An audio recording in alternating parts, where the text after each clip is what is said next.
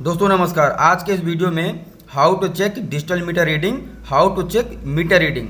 दोस्तों अगर आप ये वीडियो पूरा देखते हैं तो मैं पूरी कोशिश करूंगा कि आपको बिजली के बिल से संबंधित कोई भी दिक्कत नहीं आएगी और आप बिजली के बिल में जितनी भी रीडिंग आती है आप उसे भली भांति चेक कर लेंगे और कितना टैक्स लगा हुआ है, कितना फिक्स चार्ज लगा हुआ है, वो सब मैं आपको इस वीडियो में बताऊंगा। बस दोस्तों आपसे निवेदन है कि वीडियो आप पूरा देखिएगा और कोई भी डाउट हो तो आप कमेंट जरूर करिएगा, मैं उसको अगले वीडियो में कवर करने की कोशिश करूंगा। तो दोस्तों जैसा कि ये मेरे पास बिजली का बिल है, इसमें दोस्तों जो हमारे घर का बिजली का बिल है तो इसमें जो मैंने लोड ले रखा है, इसमें जो लोड है ये 3 किलोवाट का मैंने लोड ले रखा है घर में। आपका जितने घर का लोड होगा वो आप कमेंट करके बताइएगा कि आपने अपने घर में कितने किलोवाट का लोड ले रखा है। ठीक है दोस्तों, ये श्रेणी है RTS 2 है और सप्लाई प्रकार 25 है। दोस्तों आपका क्या होगा आप जरूर बताइएगा। दोस्तों ये KWH है 7564 और जो ये जो 7564 है ये पिछली रीडिंग थी और वर्तमान रीडिंग दोस्तों जो ये है ये 7573 है। टोटल यूनिट खर्च हुआ 9 और ये KVAH है। दोस्तों ये मैं आपको आगे बताऊंगा, इसका बहुत बड़ा फंडा होता है बिजली के बिल में जो कि अब है, पहले नहीं था। ये भी दोस्तों 7564 है और ये 7573 हमने कंज्यूम किया, यानी कि 9 यूनिट बिजली हमने खर्चा किया हुआ। अब इसके ऊपर फिक्स चार्ज कितना लगेगा वो अलग अलग स्टेट का अलग अलग होता है, वो आप बिजली के बिल में चेक कर सकते हैं। वो मैं आपको बताऊंगा कि ये कहाँ पे दिखेगा आपको। दोस्तों इसमें पावर फैक्टर जो है वो 1 है, वो दोस्तों डिपेंड करता है KVAH पे। ठीक है, वो मैं आपको बता रहा हूँ आगे। दोस्तों जो इसमें बिजली का मूल्य है 1 यूनिट का वो 4.7 रुपये है। इस पर फिक्स चार्ज लगता है, फिक्स चार्ज बताएंगे आपको आगे। पहले जो है मैं आपको बिजली के बिल से में जितनी भी रीडिंग होती है वो मैं आपको बताऊंगा। ठीक है दोस्तों, इसमें फिक्स चार्जेस देखिए, इसमें दोस्तों 210 रुपये दिखा रहा है, जो आपको देना है वो आपको बताएंगे। और दोस्तों इसमें ये 2-3 टैक्स और लगते हैं, वो मैं आपको अब डिटेल में बताता हूँ क्या होता है। दोस्तों जो पहले के बिजली के मीटर होते थे एनालॉग, वो दोस्तों जो उसका बिजली का बिल आता था वो KWH में आता था। ठीक है, लेकिन जो अब आता है वो KVAH में आता है। दोस्तों ये देखिए लिखा हुआ है KVAH, ये आप देख रहे होंगे। अब दोस्तों इसका मतलब क्या होता है, जो पहले बिजली का बिल आता था तो उसमें KWH में आता था, लेकिन अब KVAH में आता, जो आपके डिजिटल मीटर आ रहे हैं। दोस्तों इसका फंडा क्या है कि जो पहले के एनर्जी मीटर होते थे वो KVAH पे काम नहीं करते थे, वो यूनिट पे काम करते थे। ठीक है, जैसे मान लीजिए हमने 100 वाट का बल्ब 1 घंटे चलाया, 10 बल्ब, तो 1 यूनिट बिजली खर्चा हो गई, तो हमने कहते थे कि हमारा 1 यूनिट बिजली का बिल आया है। लेकिन दोस्तों जो ये KVAH है, इसमें क्या होता है कि जो कंजप्शन हो रहा है, जो हमारे घर में खपत हो रहा है वो KVAH में ही हो रहा है, लेकिन जो बिजली का बिल बनेगा वो KWH में बनेगा। ठीक है, ये दोस्तों आप विशेष ध्यान रखिएगा। ये एम्पियर बेस पे काम करता है। जो डिजिटल मीटर अब आ रहे हैं, जो आप जैसा कि फिगर में देख रहे होंगे, ये जो काम करता है ये KVAH पे काम करता है, ना कि KWH पे। इसका बिल बनेगा KWH पे, लेकिन जो इसका काम करता है ये एम्पियर बेस पे, यानी कि आपने कितना एम्पियर आपने खर्चा किया है वो उस चीज़ को। ठीक है, अब दोस्तों इसमें पावर फैक्टर का इसमें भूमिका होती है, रोल होता है इसमें। जो KVAH होता है, अगर हमारा पावर फैक्टर 1 रहेगा ना, तो हम जैसे मान लीजिए कि हमने पावर हाउस से 500 एम्पियर का लोड लिया। आप लोड तो लेते हैं किलोवाट में, लेकिन मैं आपको समझाने के लिए बता रहा हूँ।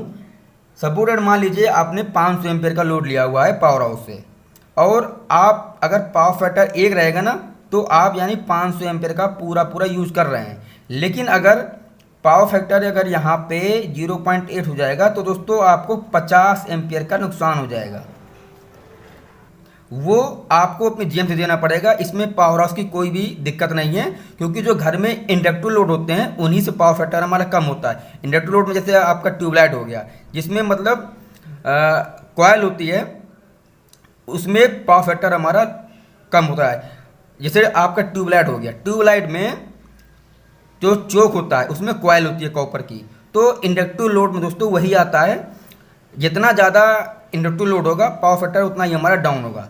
पावर फैक्टर को मेंटेन करने के लिए या तो आप लाइन के पैरेलल में कैपेसिटर लगाएं, लेकिन दोस्तों ये डोमेस्टिक में ऐसा होता नहीं है, ये खाली कंपनियों में ऐसा होता है, डोमेस्टिक में नहीं होता है।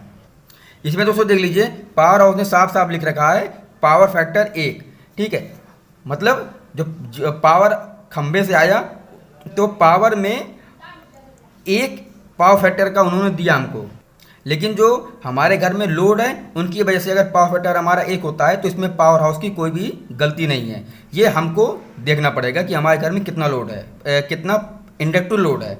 ठीक है। अब दोस्तों जैसे कि ये 7,564 रीडिंग आई थी, पिछले महीने की 7,564 आई थी, और जो इस महीने की वर्तमान रीडिंग है दोस्तों ये देख लीजिए 7,564 और वर्तमान रीडिंग है 7,573। अब अगर मैं इसको माइनस करूंगा तो दोस्तों ये हमारा 9 यूनिट बनेगा।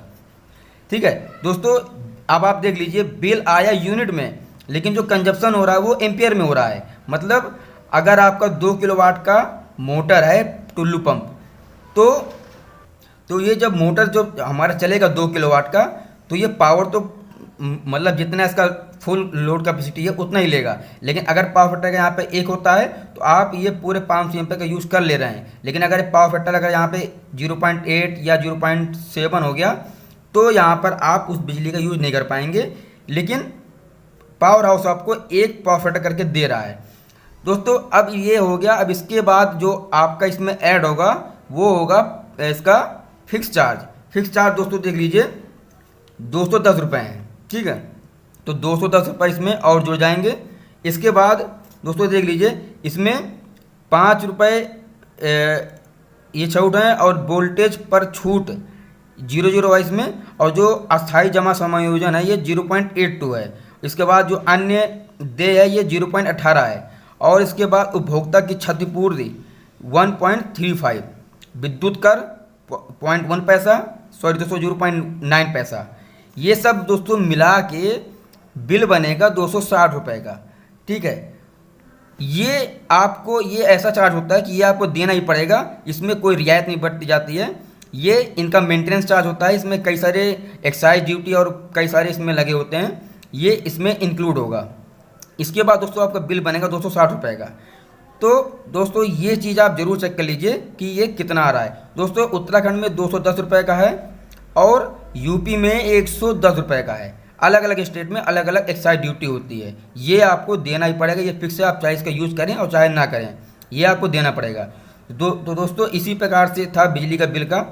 दोस्तों मैं आई होप मैं आशा करता हूँ कि आपको जानकारी अच्छी लगी होगी, और बिजली के बिल से संबंधित कोई भी आपका क्वेश्चन होगा तो वो क्लियर हो गया होगा। अगर तब भी कोई क्वेश्चन रह गया हो तो कमेंट बॉक्स में ज़रूर बताइएगा। कमेंट बॉक्स आपके लिए खुला हुआ है।